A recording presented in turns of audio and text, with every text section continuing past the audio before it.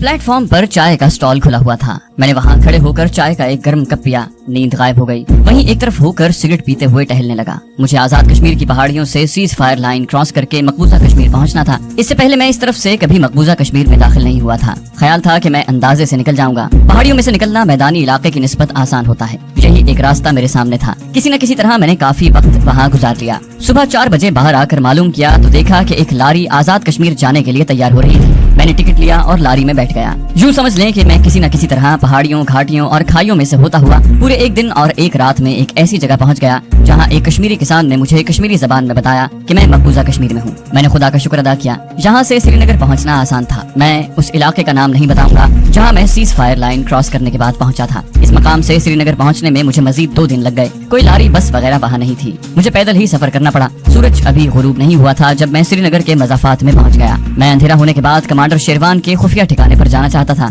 सारा इलाका मेरा जाना पहचाना था। मैं श्रीनगर शहर के पहलू से गुजरता हुआ शुमाल मशरिक की जानिब जो पहाड़ियाँ थीं उनके दामन में आकर एक जगह बैठ गया और अंधेरा होने का इंतजार करने लगा। सूरज गुलमर्ग की पहाड़ियों के पीछे छुप गया था। वादियों में अंधेरा उतरने लगा था। जब शाम गहरी हो गई तो मैं खुफिया ठिकाने की तरफ चल पड़ा। रास्ता मुझे मालूम था। 2-3 घाटियों में से निकलने के बाद जब खुफिया ठिकाने वाली पहाड़ी का मोड़ आया तो मैं एक चट्टान की ओट में होकर अंधेरे में उन दरख्तों की तरफ गौर से देखने लगा जिनके पीछे मुजाहिदीन का हाइड आउट था। ऐसा मैंने एहतियात के पेश नजर किया था क्योंकि कश्मीर में जंग लड़ी जा रही थी और हालात कोई भी शक्ल इख्तियार कर सकते थे। जब मुझे यकीन हो गया कि हालात पुरसुकून हैं तो मैं हाइड आउट की तरफ चलने लगा। अभी मैं दरख्तों के पास ही पहुंचा था कि अचानक किसी ने पीछे से मेरे कंधे पर हाथ रखकर कहा। मैंने पलट कर देखा। अंधेरे में मुझे एक नौजवान नजर आया जिसके हाथ में सब मशीन गन थी और मुंह सर स्याह रुमाल में छुपा रखा था। ये सिवाय अपने हुर्रियत पसंद मुजाहिद के और कोई नहीं हो सकता था। उसने मुझे पहचान लिया। मुझे बाजू से पकड़कर ये कहता हुआ एक तरफ ले गया कि जल्दी से इस तरफ आ जाओ। वो तेज तेज चलाता चट्टानों के पीछे ले गया और अपने साथ मुझे भी जमीन पर बिठाते हुए धीमी आवाज में मेरा नाम लेकर बोला, यहाँ मामला संगीन हो गया है। किसी ने मुखबरी कर दी है। भारतीय फौज की एक प्लेटून ने अचानक हमला कर दिया था। हमने भी पोजीशनें संभाल ली मगर हमारी नफरी बहुत कम थी। हमारे 6 साथी शहीद हो गए हैं। कमांडो औरंगजेब भी शहीद हो गया है। भारतीय मार्टर गोले फायर कर रहे थे। मैंने पूछा फिर क्या हुआ।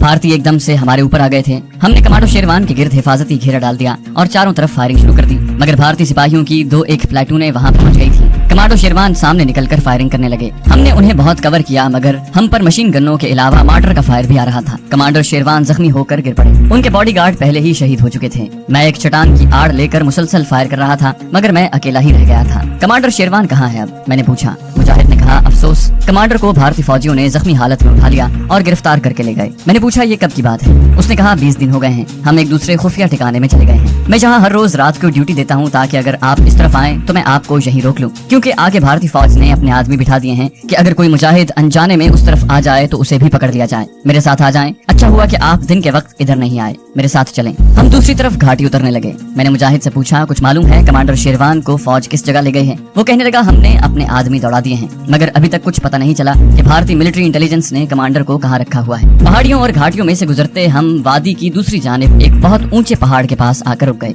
यहाँ अंधेरे में से कुछ मुसल्ला मुजाहिद निकलकर हमारी तरफ बढ़े। मेरे साथी मुजाहिद ने उनसे कहा, सब ठीक है। पहाड़ के अंदर एक कुदरती गार था। इस गार में मुजाहिदीन ने अपना नया खुफिया ठिकाना बनाया हुआ था। ये मुजाहिदीन कश्मीरी कमांडो थे जिनका काम घात लगाकर भारतीय फौजियों की सप्लाई ले जाने वाले ट्रकों पर हमला करके उन्हें तबाह करना, भारतीय फौजियों को हलाक करना और रात को भारतीय फौजियों के असलहा खानों और पेट्रोल के जखीरों को उड़ाना था। कमांडो शेरवान हमारा कमांडर था। मुझे कमांडर औरंगजेब की शहादत से एक खला सा महसूस हो रहा था। वहाँ जितने कमांडो मुजाहिद थे वो सारे मेरे पास आ गए। मैंने उनसे कमांडर शेरवान के बारे में दरियाफ्त किया। कमांडर मंसूर अहमद भट्ट कहने लगा, हमारे 3 आदमी कमांडर का सुराग मालूम करने के लिए जम्मू, गुलमर्ग और कठुआ की तरफ गए हैं। ख्याल है कि सुबह तक उनमें से कोई न कोई जरूर आकर खबर देगा। रात को मैं वहीं दूसरे मुजाहिदीन के साथ सो गया। सुबह सुबह हम उठ बैठे। सब मुजाहिदीन ने नमाज फजर अदा की। मैं और कमांडो मंसूर अहमद भट्ट बैठकर बातें करने लगे। हमें कमांडर शेरवान के बारे में अभी तक कुछ मालूम नहीं था कि भारतीयों ने उसे जख्मी हालत में किस जगह रखा हुआ है। अभी तक हमारा कोई आदमी भी नहीं आया था। कमांडर मंसूर अहमद भट्ट कहने लगा, जहाँ तक मेरा ख्याल है कमांडर को ये लोग जम्मू इंटेरोगेशन सेंटर में ले गए हैं। इस इलाके में सबसे बड़ा यही इंटेरोगेशन सेंटर है।